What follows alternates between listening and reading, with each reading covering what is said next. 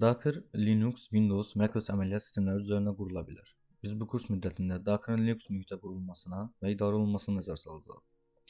CentOS üzərində Docker qurulması üçün CentOS Extras reposu aktiv olmalıdır. Adı çəkilən repo default olaraq aktiv şəkildə olur. Əgər disable etmisinizsə, yenidən aktivləşdirməlisiniz. İlk öncə Docker qurulacaq host üzərinə SSH bağlantını təmin edirik. Daha sonra əvvəldən qurulmuş hər hansı bir Docker versiyası varsa, onu silməklə işə başlayırıq.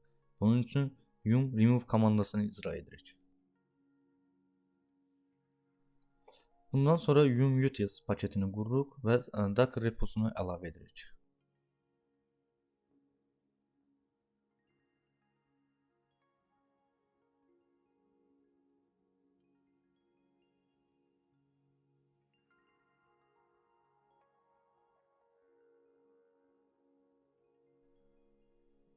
Docker Engine, Containerd, Docker Compose və CLI paketlərini yükləmək üçün komandanı icra edirik.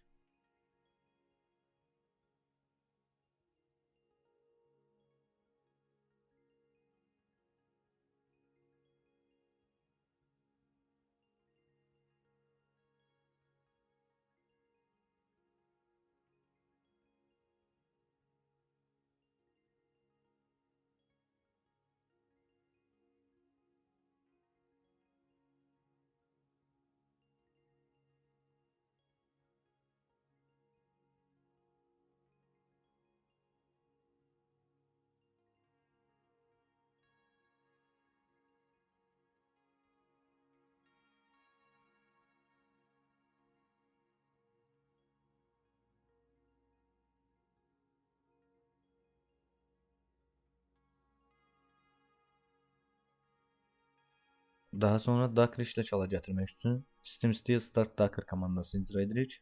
Əməliyyat sistemi başladılarkən avtomatik olaraq Docker'ın da çalışması üçün systemctl enable docker komandasını icra edirik. Xatırladım ki, təhlükəsizlik baxımından Docker router useri ilə çalışdırmaq məsləhət görülmür. Bunun üçün də əlavə user yaradaraq Docker qrupuna üzv edirik. Bizim hal üçün istifadə etdiyimiz user Docker useridir.